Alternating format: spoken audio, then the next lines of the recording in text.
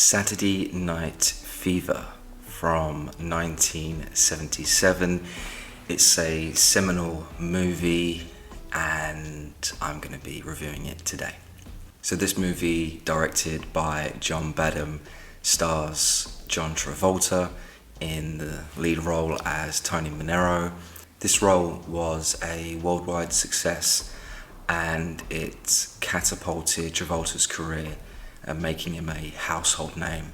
And of course, who can forget the classic soundtrack by the pop group The Bee Gees? Went multi-platinum, selling millions of copies across the world. I've seen this movie many years ago, and just recently it was on UK TV. I stumbled upon it and ended up rewatching it. And I was kind of taken back, just like I'd forgotten just how kind of dark and gritty the movie was. And it made me think, I guess people remember the dancing scenes and they remember the music, of course. Like, to the casual audience, their biggest takeaway from this movie would probably be Travolta's performance, of course, and the Bee Gees' music. But upon rewatching it, there are some very heavy scenes in this movie. So Tony Manero is the lead character. He's this 19-year-old kid who's still living with his parents and working at a local paint store in New York. He and his friends live for the weekend, spending all their money at a local discotheque called 2001 Odyssey. Tony is a great dancer and he clearly loves dancing. We see many scenes with Travolta commanding the dance floor with his amazing footwork, and this just only hypes up the crowd even more. Tony is a great dancer, but more to the point, he knows he is, and yet he's kind of hesitant to pursue a career in dancing. So the discotheque planned to run a dance contest, and Tony plans to enter with his friend Annette, played by Donna Pescow. She's clingy and is infatuated with Tony, and she sees this dance contest as the perfect opportunity to spend as much time with him as possible, and Tony basically has zero interest in dating her. In the midst of all this, Tony meets another dancer called Stephanie, played by Karen Gorney. She has this semi-pro background in dance, and she's clearly a better dancer than Annette. Tony realizes this and pursues her to become his new partner. She, over a course of a few discussions, she reluctantly accepts the offer from Tony to become his dance partner, but she makes it clear that she has zero interest in dating Tony and she just wants to concentrate strictly on the dance contest. So this time the roles are reversed and Tony becomes infatuated with Stephanie, where she has zero interest in him. I did feel bad for the Annette character. She loved Tony and she really wanted him, but throughout the movie Tony just disregards her, and I don't know, it's just sad to see. I guess it's because Annette is innocent in all of this. So, she doesn't mean any harm to anyone. Tony uses her throughout the movie when it's convenient and, when he decides. Ultimately, we see the character resort to whoring herself out amongst Tony's friends and ends up getting raped in the back of Bobby's car. I mentioned at the beginning that this was a dark movie, and it really does have this bleak undertone running throughout the movie. A great performance from Donna Pescow. She really has this kind of innocent look about her throughout the whole movie, and it's a shame that she gets taken advantage of. Another character I felt bad for was the character of Bobby, one of Tony's friends, played by the actor Barry Miller. I think he had the most tragic journey in this film. We find out that Bobby gets a girl pregnant by accident and is being pressured into marrying her. We see many scenes of Bobby under pressure, asking for advice, His friends don't really know what to say besides just make jokes about the situation. Later on in the film, we even see Tony's brother come back to visit. They end up going out one night, and we see Bobby asking for advice about, what should I do? The guy's clearly stressing out, and it's sad to see. All of this manifests into depression, and at the end of the movie, Bobby contemplates suicide atop of the Brooklyn Bridge. Before Tony can rescue Bobby and talk him down, Bobby ends up slipping and falling to his death. I said I've seen this movie before, but just rewatching it, I remembered this scene's coming up, and even now, watching it all these years later, it's still sad to see. And it also made me think about Bobby's unborn child. Now that child will grow up without a father, so just another layer of tragedy on top. Saturday Night Fever, a huge success, as I mentioned, and there's just so many iconic scenes in this movie. I'd be remiss without mentioning the iconic opening of the film, where we see Tony strutting down the New York streets, and we have the Bee Gees song Staying Alive playing. Extremely catchy song. It's kind of timeless, it's of a time period, but yeah, it kind of gets you in a good mood.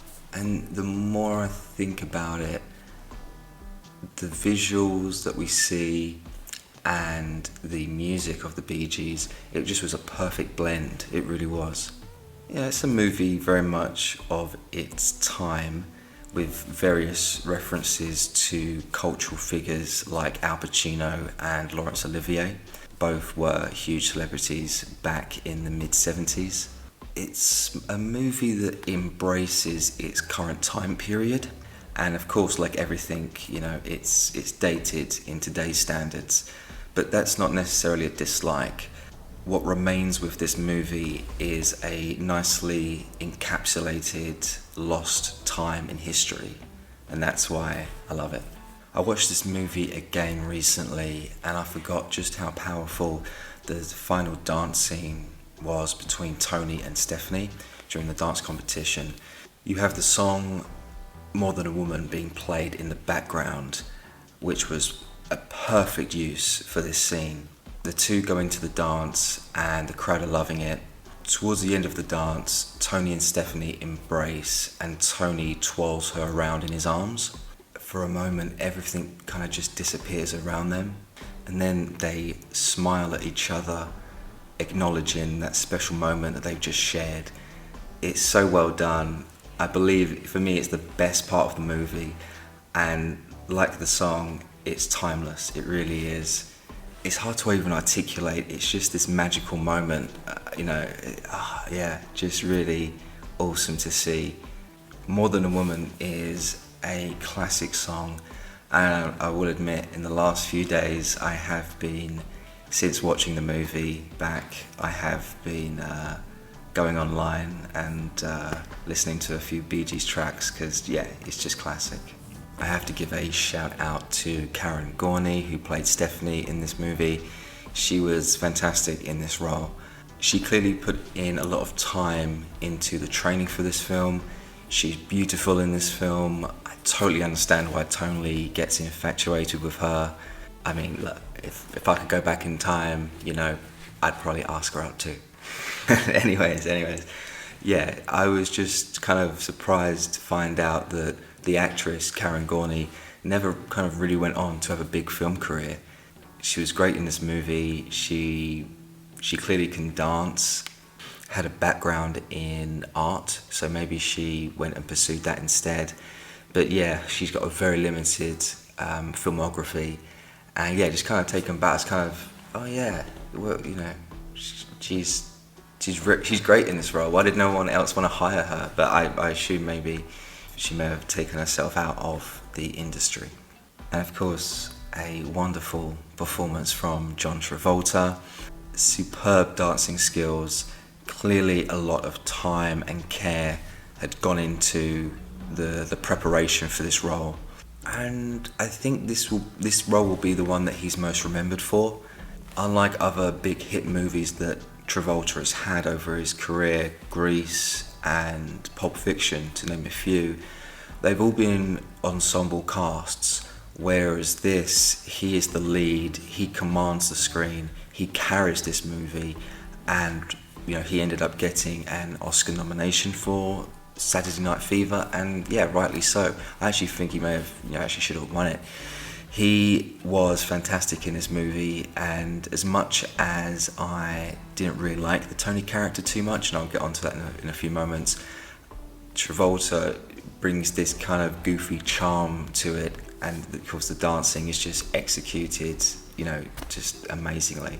So upon rewatching the movie, I did a little bit of research, and I found out that back in 2010, this movie was deemed culturally, historically significant by the Library of Congress. So that ultimately means that this movie will be preserved in the National Film Registry. I was very happy to hear this because, as I said, it's a lost time.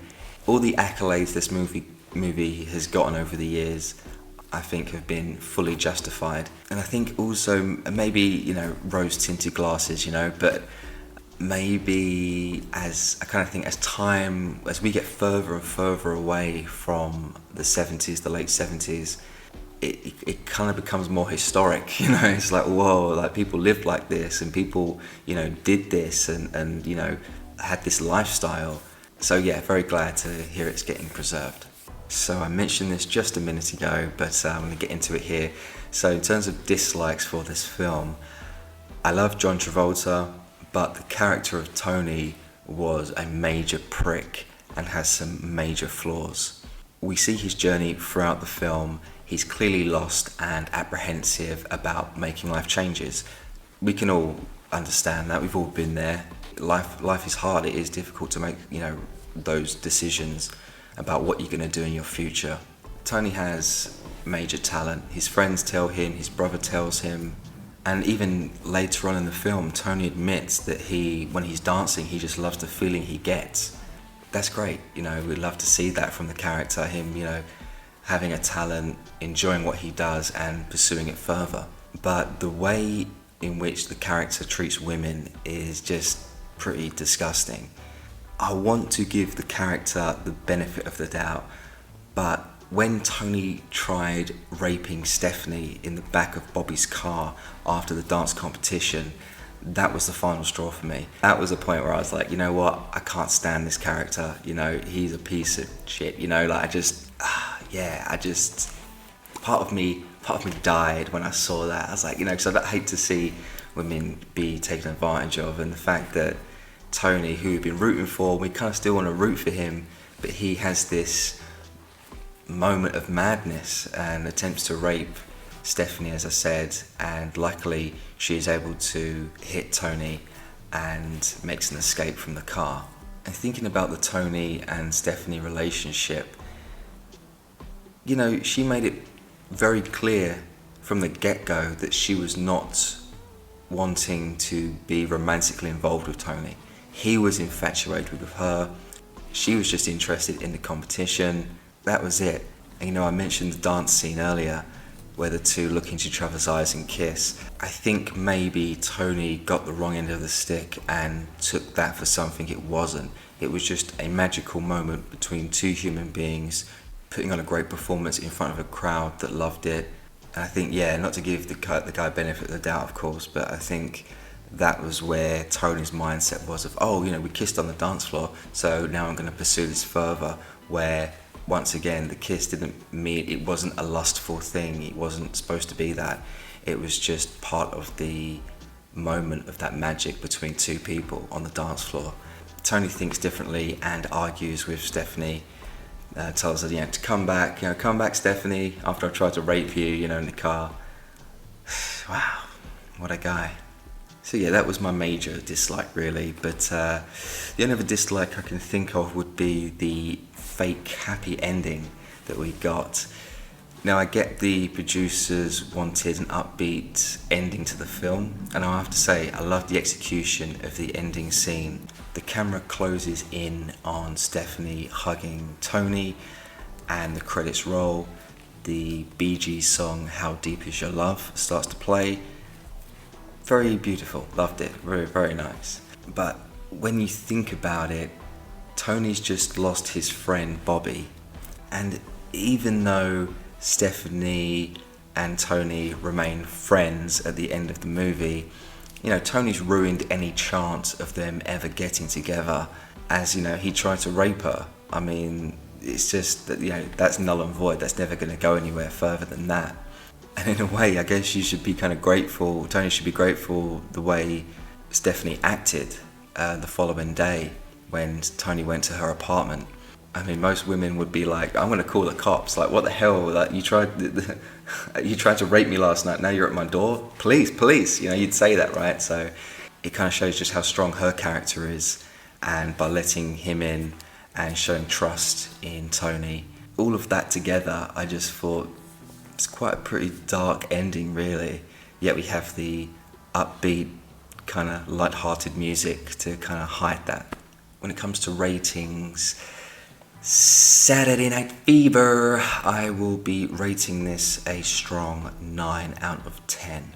This movie is an essential watch for anyone who hasn't seen it. If you love film, it's one to tick off the list. You may not like it, I'm not too sure, but I think it's just essential viewing. It really encapsulates a time period that I said that's long gone. And the more I think about it, this is a one-of-a-kind movie. There is not another movie out there like this. What I'm talking about specifically is the gritty drama based in the world of disco. It doesn't exist. I've looked online, I've tried to find similar types of movies, and the closest movie I could find that was kind of similar to this was, of course, the sequel in 1983, Staying Alive, also starring John Travolta, reprising his role as Tony. And that movie, like, by the time the sequel to Saturday Night Fever came out, disco was dead. It was long gone. And so the movie was trying to incorporate kind of early 80s music that just didn't work. And that was a lost cause, that movie. That was a poor movie. But yeah, that was the closest I could think of, really, because there is, of course, we have dramas, we have, you know, thrillers, crime thrillers. There's a lot of, you know, heist movies, things like people getting kidnapped. There's different types of, you know, slasher movies. We get different types of genres. But yeah, as I mentioned, as a gritty movie, raw, coming-of-age movie set specifically in the disco world, you don't have that. So yeah, it is a one-of-a-kind movie, Saturday Night Fever. It's timeless. It really is timeless. So if you have seen this movie, I'm sure many of you have, please let me know what you guys think about the movie below. I'd love to read your comments. And if you haven't seen it, definitely go and check it out. It is essential viewing. Like, subscribe.